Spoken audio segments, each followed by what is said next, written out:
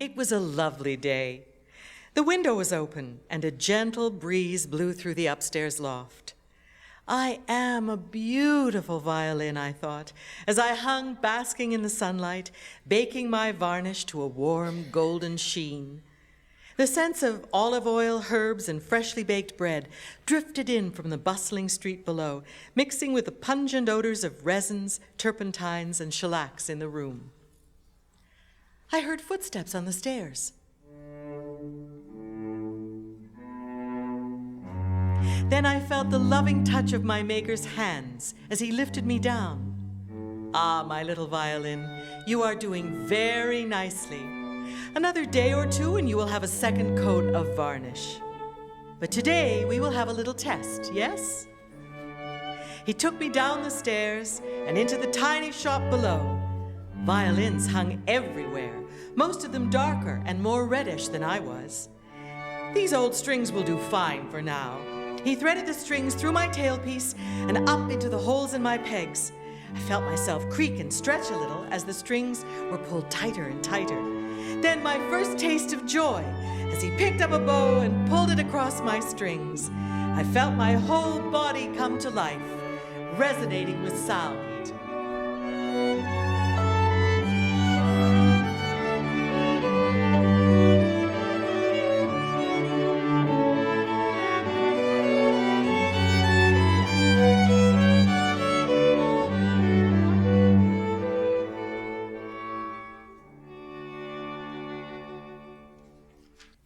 The bell on the door jingled sharply, and a tall, well-dressed gentleman entered, accompanied by a youth of about 16. The boy began looking around the shop with curiosity. "Signor Testore?" the man inquired. "Oh, regrettably," answered my maker, "the Testore shop is in this street, but down the way a little under the sign with the double-headed eagle. Ours is under the Segno della Corona, the sign of the crown. I am Giovanni Grancino, at your service. Perhaps I could be of assistance to you." The tall man hesitated. Then he continued, "I was told there were fine violins available in Milan. I am Antonio Lotti." My maker interrupted him. "Direttore of the Church of San Marco in Venice? Oh, maestro, I am honored indeed. We have a fine tradition of violin making here in Milano. The Grancino family has been in this shop for 3 generations. My grandfather was trained by Niccolo Amati himself. I have no doubt that I can supply you with an excellent instrument." "Well, in truth, the instrument is not for me," said the man. "This is my student, Benedetto Marcello. His father has given me money to buy a violin for the boy. Benedetto, come over here." The boy tore himself away from examining the contents of the shop. "Signor," he asked, "why is this little violin so much lighter in color than the rest?" "Ah," said Grancino, picking me up lovingly, "this is my greatest violin yet. I have been experimenting with a new type of varnish. I think I have discovered one of the secrets of the great Stradivarius." The boy reached for me and ran a bow across my strings. "The fifths are not true, signor." "You have an excellent ear, young man. But realize that this violin is not quite finished.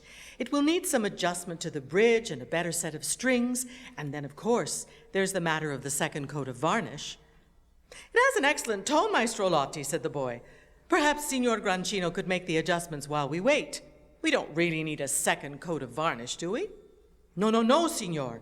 Grancino was adamant. "A properly varnished violin will keep its beautiful tone indefinitely. Without varnish, that will be lost after about 10 years. The first coat of varnish is good, but on the softer side. You will need a second, harder coat in order to bring out the intensity of the upper notes." But he stopped himself, realizing he'd already revealed more about his experiments than he had intended. Master violin making was a competitive and cutthroat business, full of secrets. A great instrument could be worth a fortune over time. "Allow me to apply the second coat, signori, and leave it to dry for several days.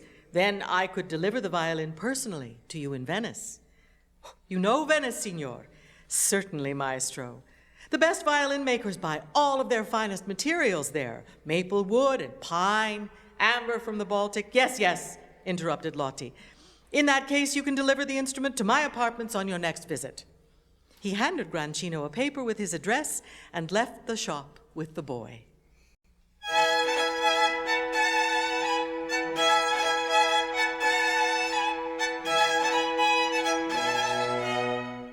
Giovanni fairly jumped with joy. "Ah, my little Grancino, you are my best violin yet. You will make me famous one day."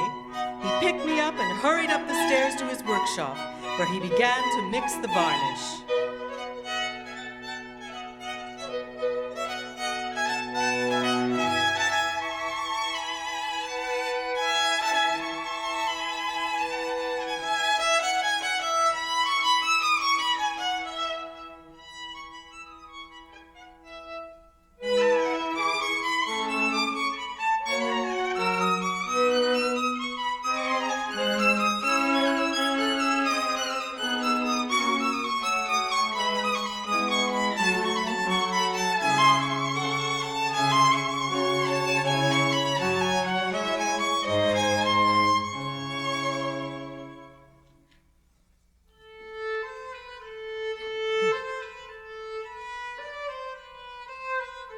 Life with Marcello was not all that I had hoped for. He was a fine musician and a composer, but he also studied the law and seemed to spend as much of his time on that as he did on his music. For days I would sit on the shelf waiting for him to come home from the courts of justice. My favorite times were when he had students in. Then he would pick me up and demonstrate some musical idea or play over a composition of his own with them. One student in particular seemed to cause a strange reaction in him. She was a bright girl, quite a bit younger than he. Every day after she left from her lesson, he would put his head in his hands and sigh, "Oh, what am I to do? What am I to do?" Could this be amore, this love that I had heard spoken of? One day, she brought a book with her. It was called The Fashionable Theater. "Maestro," she said, her eyes twinkling, "I have found this anonymous little book about opera. It contains many satirical comments and seems to include many of the ideas you have expressed to me in my lessons." Marcello jumped up and turned red in the face. "Well, look how foolish and ridiculous all these men are that write these operas," he said. "This is not real passion. You'd think that none of these composers had ever felt the real tortures of a man in love." He rummaged through a pile of papers and retrieved some music written in his own hand. "Here, look at this. Il mio bel foco, o lontano o vicino ch'esser poss'io. However far or near I am, my passion, never changing, will always burn for you. The fire that burns me is so dear to my heart that it can never be put out." He picked me up and played passionately as she accompanied him on the keyboard.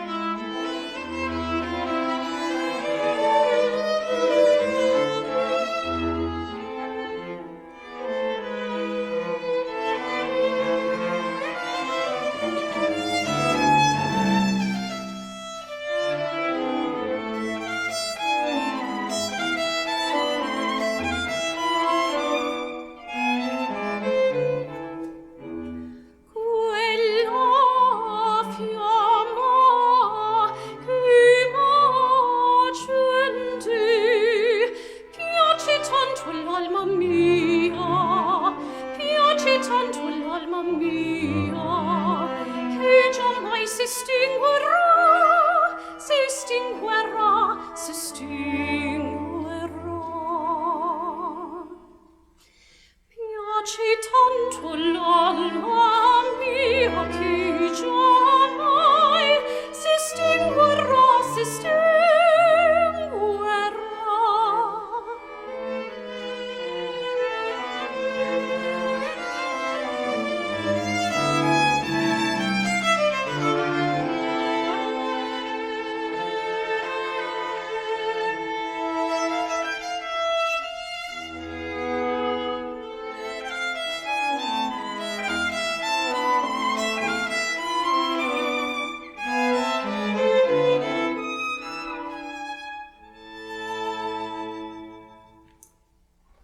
Maestro, she said quietly, that music certainly came from your heart. You seem to know what love is. And could it be that you are also the author of this little book? Of course she was right. Marcello was in love, and he and the girl married soon after. He gave me to his bride as a wedding gift. Finally, I would have someone who wanted to play me.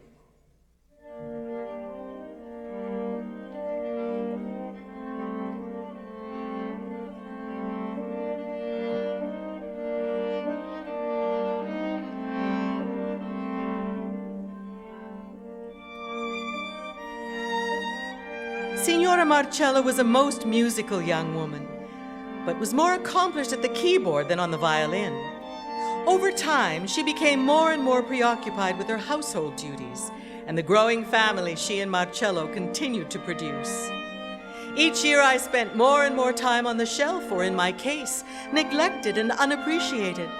How I longed to sing with all the richness and warmth which Grancino had fashioned into my shapely form. Finally, about 10 years later, the family moved to Palo. Everything in the house was packed up and loaded into crates, trunks, and boxes to be transported from Venice to Palo. The family traveled by carriage with a few of their personal belongings strapped to the back. I was put carefully into my case and secured with leather straps to the top of the bundle at the rear of the coach.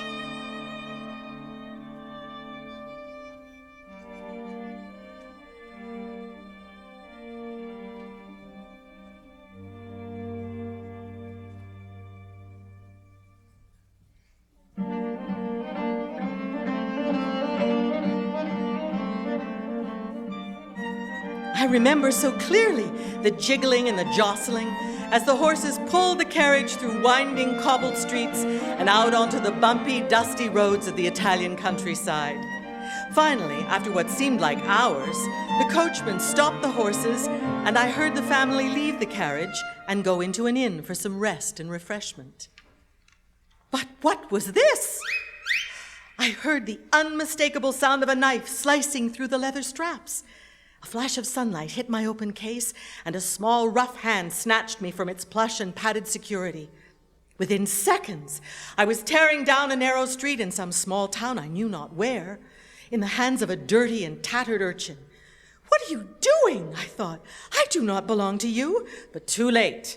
I had been stolen and would never see the Marcello family again.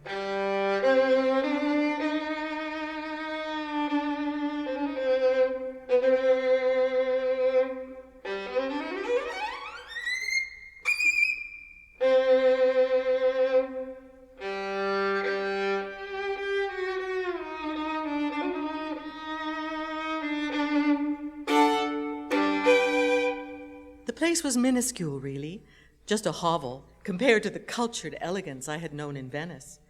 A fire sputtered in the tiny grate, and a small group of people sat around the room, on chairs, barrels, even on the floor. At the center of their attention was a lanky, dark-haired man with long, slender fingers and sparkling black eyes. He was tuning up a rough, weather-worn violin. Forgive me, my friends. My violin is not of the best quality, but my heart is in the music. Suddenly, the little boy who had stolen me jumped up. Wait, signor! He ran to a darkened corner of the room and picked me up. Here, try this one. The gypsy man's slender fingers ran over my back and ribs and then touched the fingerboard delicately, but with the assurance of one who knew and understood violins. As his bow touched my strings, my heart leaped with joy. The man knew how to play me, and I knew how to respond.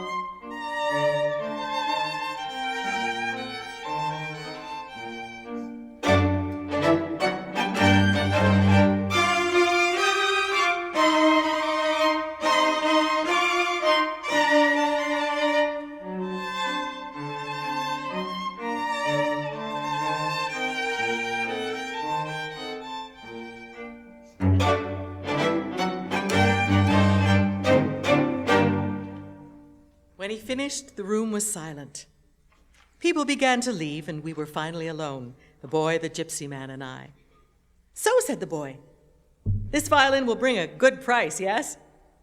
"It's a fine violin, my friend," said the man, "perhaps even a great one, but you will never sell it." The boy's face fell. "But why? I thought you said it was a fine violin." The man paused for a second, then held me up face forward towards the boy. "It's the label. This is a Grancino, my friend. If you try to sell it on the open market for what it is worth, the label will immediately brand you as a thief or a forger. Either way, you'll wind up in prison before you ever pocket the rewards. It was a clever theft, too clever for your own good." The boy was disgusted. He picked me up, threw me into a corner of the hovel, where I stayed for so long that I could not remember. The place was dark, dank, filled with worms and mold.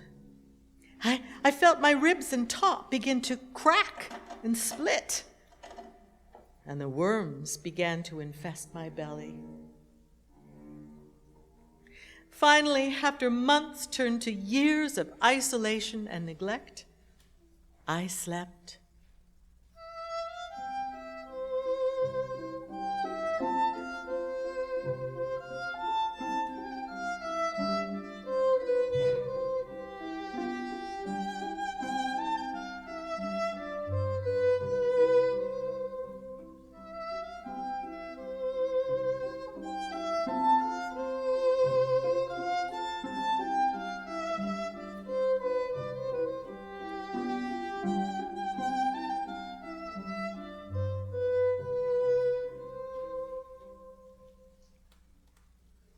"Signor Teresa, come here."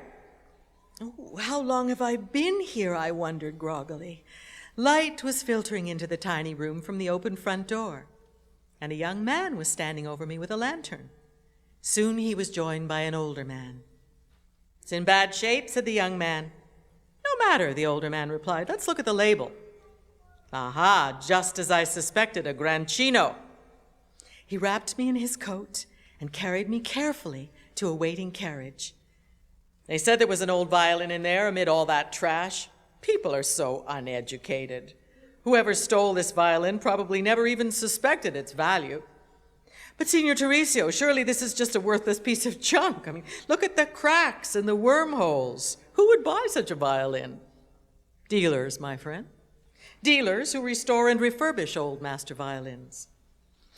You may see nothing in this piece of rotten wood, but a knowledgeable dealer, one in France or Spain, well, he would pay as much for the parts from this pathetic instrument as you might pay for a new one. And you would come out the worse, my friend, for your new violin would never sing as richly or speak as clearly as the parts from this Grancino. Never underestimate the power and the value of a truly fine violin. You are young, my friend, but you will learn." When Teresa found me, he was already planning a trip to Paris and simply included me, wormholes and all, in the small shipment he packed for the journey. Did I feel lucky to be rescued? Well, to be honest, I hadn't really had the sense or the time to think about it, but I suppose looking back I might have rotted away forever in that hovel.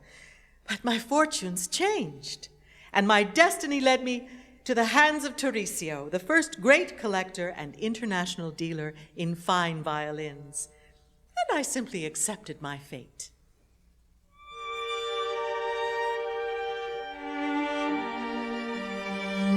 So there I was, bumping and jostling along on the back of another carriage, this time to Paris, the city of romance and the center of the European violin trade.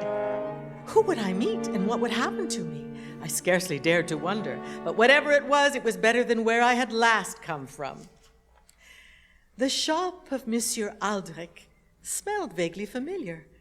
Outside I could hear the bustle of the Paris street, and inside wafted the smells of freshly baked brioche, mixed with the pungent odors of resins, glues, and varnishes. This is a place I can understand, I thought. Teresa and Aldrich bargained fiercely as one by one they examined the extraordinary violins Teresa had brought. Finally, Aldrich said that he would buy them all if Tarisio threw in the little Grancino for parts. That's me, I thought. I now belong to the Aldrich shop in Paris. However, I stayed there no more than a few days.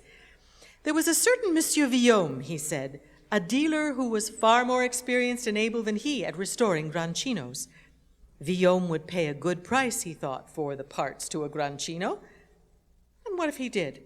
It was only profit for Aldrich, who had paid nothing for me, the little worm-eaten violin with the impressive label. No skin off my nose, said Aldrich, and a few sous in my pocket.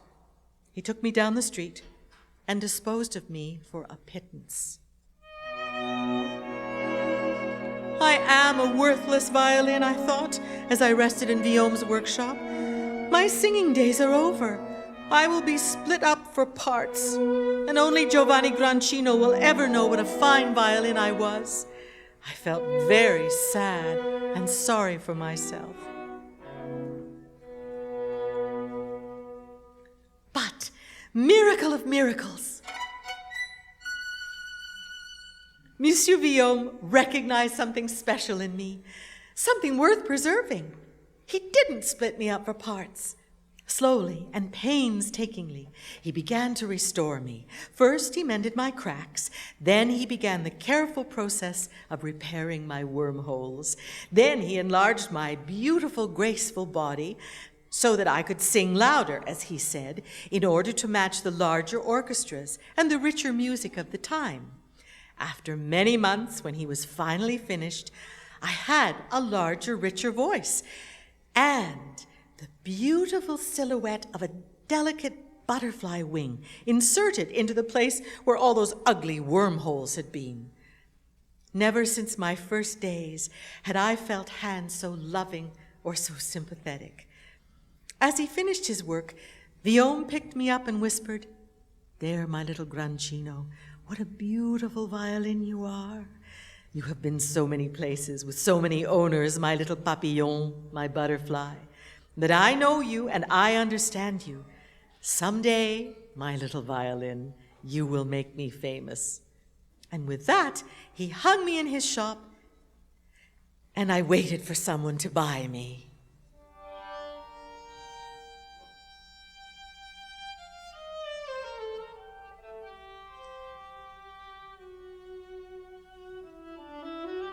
This is a good violin, monsieur. It has a nice tone and a certain presence in the room. It would do well in a small orchestra. Are you sure it is a Grancino? The Englishman had a firm hand and a fluent and experienced technique. Absolutely, monsieur. It has all the characteristics of the Italian school, and I am satisfied the label is genuine. The restoration I have done myself, as well as the enlargement. I could detect the note of pride in Monsieur Violin's voice. It is a fine instrument, and, if anything, finer now than it once was. Still, said the Englishman, I feel there is something missing. My heart sank. Missing? What could he mean, missing? Was there still something wrong with me, even after all my expert restoration? If you will permit me, monsieur. Violin's voice was patient and courteous. A great violin is also a sensitive and fragile thing. It will only respond with its best to a great bow. Here, please, play again, but instead of the Baroque bow, try this modern one. It is a tourte, one of the finest bows made today. I held my breath. How would I sound? How would I respond? Would I really sing like a great violin?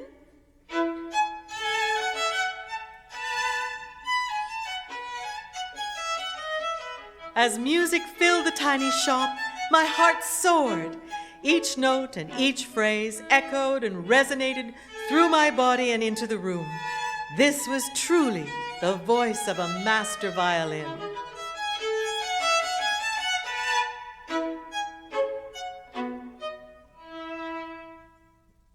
I'll take it, said the Englishman. And the bow. My fate was sealed.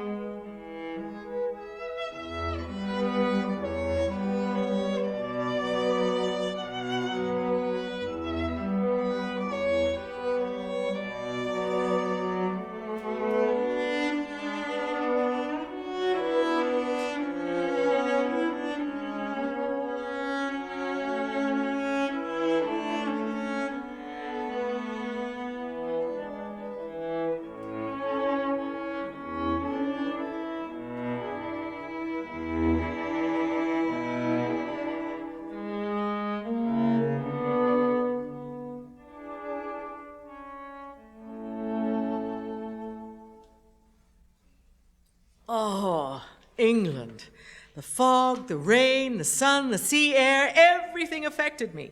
And every change in the weather seemed to go straight to my ribs, stretching my seams and opening up all the old cracks in my body. I am an old violin, I thought grumpily, but I do sound wonderful.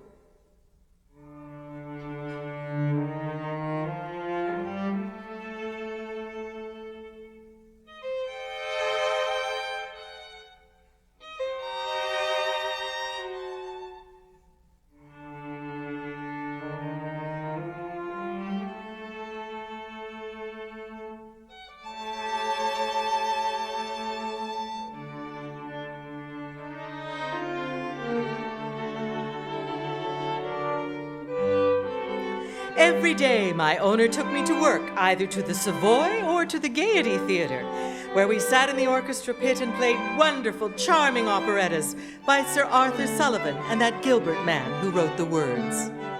Sullivan had a wonderful sense of orchestration and reminded me often of Mendelssohn. Later, I learned that he had admired Mendelssohn tremendously and had tried to emulate his work.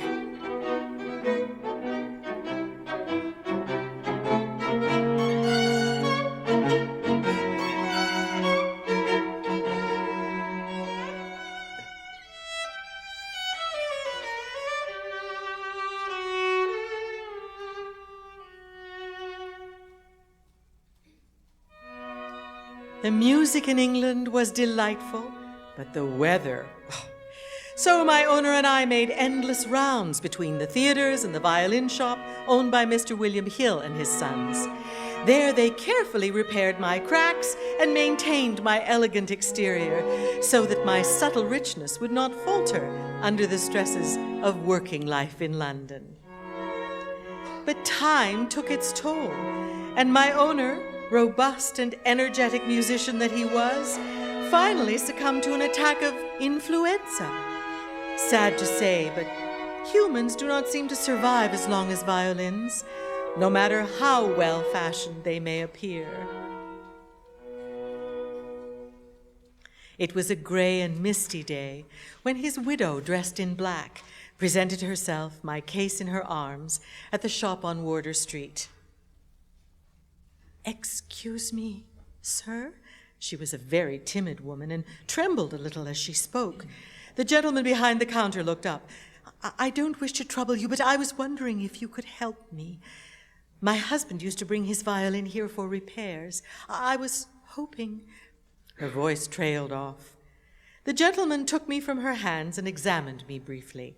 "I do not recognize this instrument, madam." "Well, you are Mr. Hill? I'm sure that was the name." "Actually, madam, Hill & Sons have moved to Bond Street. But perhaps I can help you," he continued. "My name is Arthur Bear.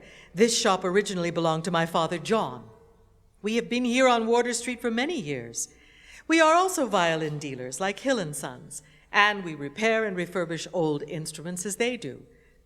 The lady took another deep breath and began her story. My late husband was a violinist, and he played for the D'Oyly Cart, but as you probably know, the company has not been doing very well lately. Over the past few years, things have been difficult for us, and now I am somewhat lacking in ready cash to meet the bills. I was hoping that someone who understood violins and who recognized this instrument might purchase it. Of course, I do not play myself, so the violin is of no practical value to me." Her voice trailed off again.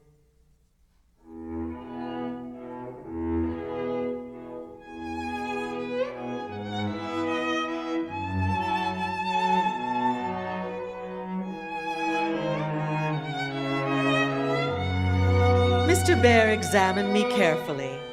He was a kind man, but also knew his business well. "This is a good instrument, madam, and has been well maintained. Normally, I would not purchase such an instrument without a prospective buyer, but in this case, I do believe I could sell it eventually. Of course, you would have to settle for a little less if you require the cash immediately." The lady was not in a position to bargain, so I was sold yet again, and waited in the London shop for someone to play and appreciate me. 5 years, I sighed. And then mentally I shrugged. Well, if there's one thing I have learned in the last 200 years, it's patience.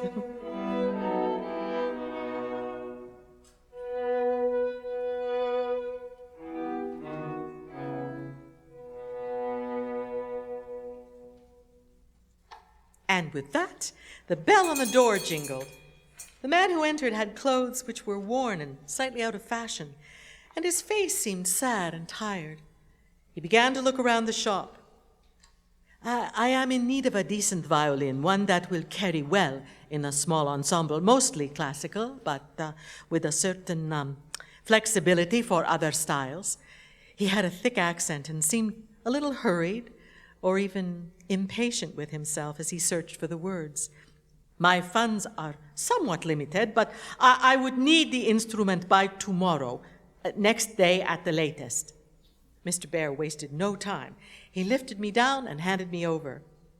I have a bow, said the man, as he quickly unwrapped the bundle he carried with him. As he began to play, strange, unfamiliar music sprang forth into the shop.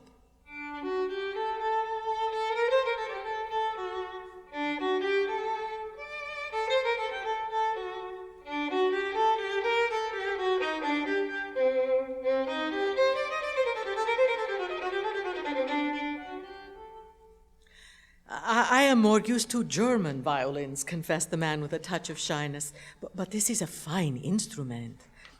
Italian, replied Bear. It is a Grancino, very well restored and maintained. It is a better instrument than many we have here, but a little less popular at the moment because of its type and age.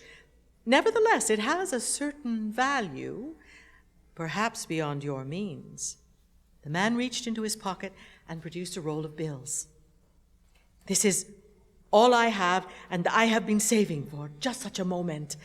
I have come a long way, from Poland, in fact, and I have just booked passage on a ship leaving for America the day after tomorrow.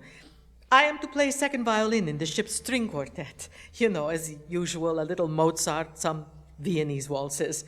The wages are paltry, but the passage is free with the work. You certainly seem to know your music, but what you just played, that was not Mozart or anything else which I recognize. Yes, I know my music, replied the man. I studied at the conservatory in Vienna. But what you just heard was more from my roots, my soul. I may play classical music for a living, but after hours, my heart is in the Jewish klezmer. He smiled broadly for the first time, and his dark eyes sparkled. Mr. Bear hesitated for a moment. He looked first at me and then at the man. 5 years, I thought fervently, hoping to persuade him. I'm sure we can come to an agreement, he said suddenly. And with that, I not only embarked for America, I began to learn how to sing with a Jewish heart.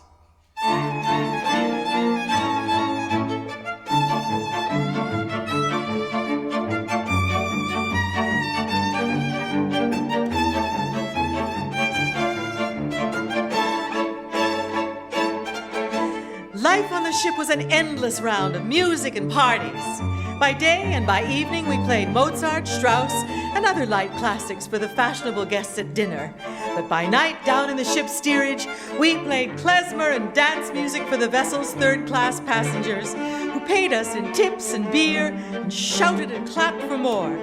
The Irish laborers taught us jigs and ballads, which they sang to us in gaudy, drunken voices late into the night. If a violin could ever learn to dance, this would be it, I thought. Look at me, I'm a butterfly.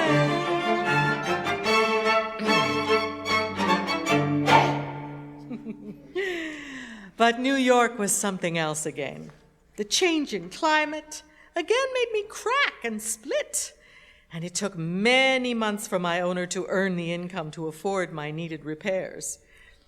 Finally, a production of Kismet on Broadway had an opening in the pit orchestra, and I began truly to sing again.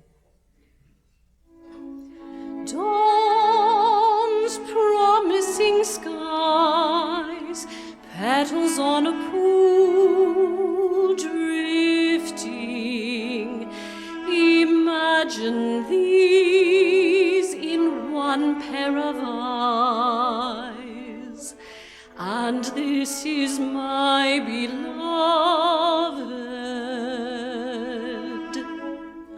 I think that it was this music by Borodin, a Russian, which finally allowed me to enjoy the excitement and the romance of living in America. Finally, I was singing as I should, expressing myself to the full, and playing with other instruments who were a match for me. I am a mature violin, I thought, as I relished the deep, rich sounds we made together.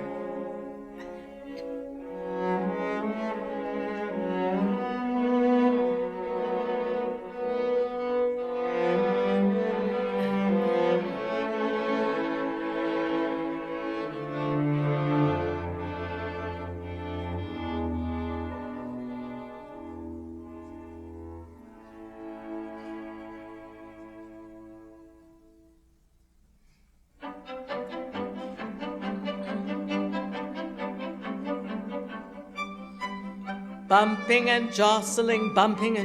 Huh. They say that trains are better than carriages, but I did not see much difference, at least not at my age. My owner had decided to retire and had relatives in Toronto. Toronto? What kind of a name is that for a city? And why would my owner want to retire? And to Canada, such a new country. What could they possibly know about music and instruments, about Italy and master violins?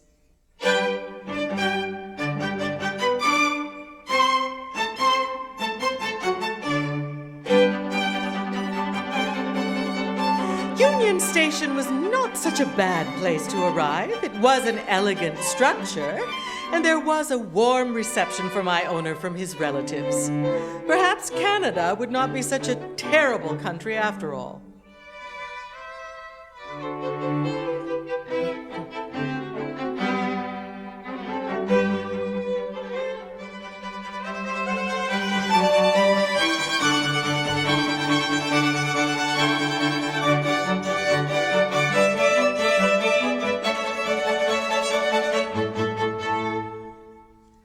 Over the next few years, I played several times with the orchestra for the National Ballet.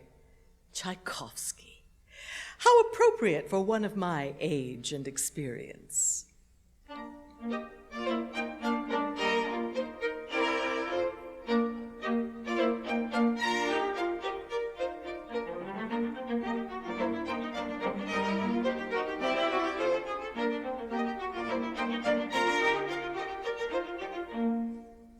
Even after my owner died, his family did not abandon me or leave me in some dark corner to decay.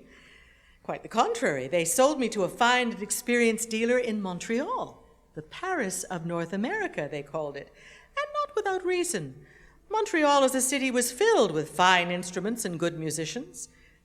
Even hanging in Monsieur Fougerol's shop, I felt at home, knowing I was in the company of people and indeed of other instruments who understood and appreciated me. That day, as the bell on the shop door jingled, I was happy and confident that I was to have my favorite and most appreciative owner. She's young, I thought, very young, but I have a feeling in my ribs that she understands and appreciates fine violins. The young woman was shy and casually dressed. A recent college graduate, I surmised. She chose me from a table of selected violins, and her hands were strong and confident as she tested me out. I sensed a purchase was inevitable. She had fallen in love with my velvety tone and stayed in the shop till well beyond closing time, playing and playing me for hours. A bond was made. I would be hers for the rest of her life. After that, who could know? After Peggy bought me, my world seemed to open up again. My life with her in Canada became filled with rich and diverse experiences with many different kinds of music. With her, I have played with string quartets, with chamber groups, operas, ballet, modern dance, music theater, and the Mississauga Symphony. But best of all, with children, struggling to play the violin and learning to appreciate good music. And Peggy has also maintained me well, So after all these years as a butterfly, the music still lives on in my soul and still sings out from my body.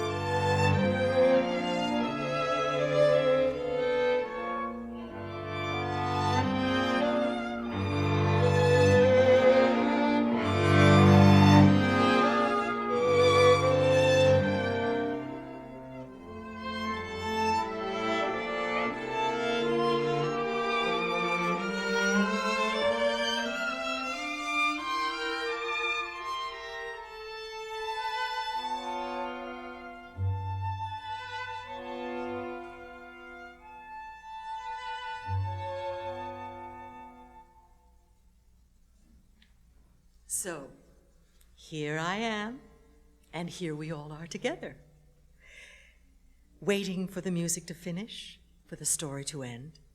Listen with me one last time, and look carefully. You will see me, the little Grancino, the butterfly in time, playing just for you with Peggy in this very quartet. When the music is finished, come and talk to me. I am an old violin, and I have been so many places, but I still love children, and I would love to meet you.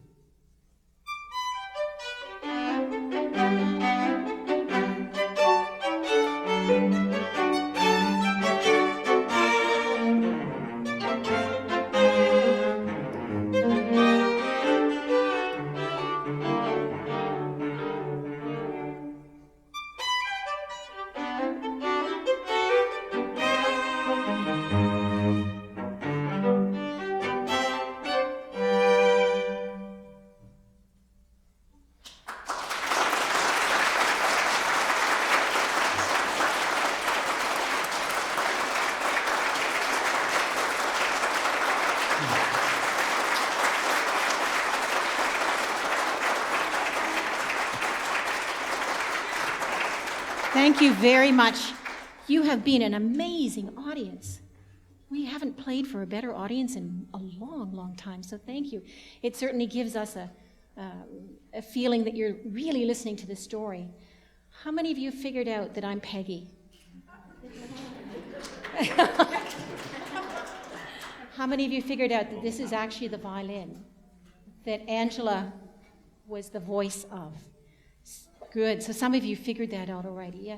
This violin that I hold here, I've had it since 1973, and I bought it in Montreal. Most of the story is true, but like with all stories, it gets better the more you tell it. We made a recording of this story back in the early 2001 or 2002. It was nominated for a Juno Award in 2004, and it is available in the library. Shortly, there will be a book published that will have the story in pictures in a number of different languages. And next year, it's likely we're going to have a new version of this put on the stage in Hammerson Hall. We've had it orchestrated for full orchestra, but I will be there, and so will my violin. Now, at this point, we usually let you ask some questions, because I'm sure there are some things that you're wondering about. Does anyone want to ask a question? Young lady over here, yes? Can you stand up and use a big voice?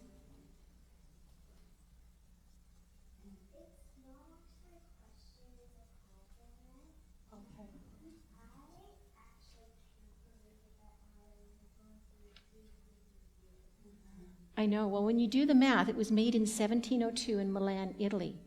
And you think about world history, what's happened since 1702? You think about what people were dressing and driving and wearing and eating and where they were living in 1702. Think about what Mississauga looked like in 1702. Yeah. Well, now, mind you, I'm not as old as the violin. So, there will be other people after me that will have this violin, and I'm sure will live a very long, long life. It's actually interesting. Corey has a beautiful violin too. How old is your violin, Corey? It is 104 years old. From Milan too. And it's made in Milan as well.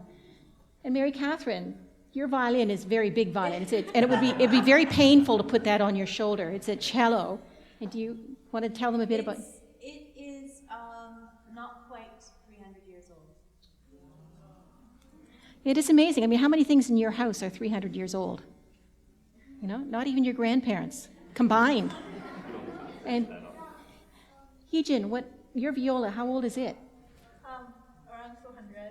So it's around 200 years. You know, as a string player, we just dream of having a beautiful old violin because the sound of these old violins is really, really sweet and really beautiful. And we don't mind that there are wormholes that have been fixed and cracks on the instrument. And we take good care of it. We take it to a violin shop, at least I do fairly frequently. If anything's open or loose, they glue it up and then they put it back together.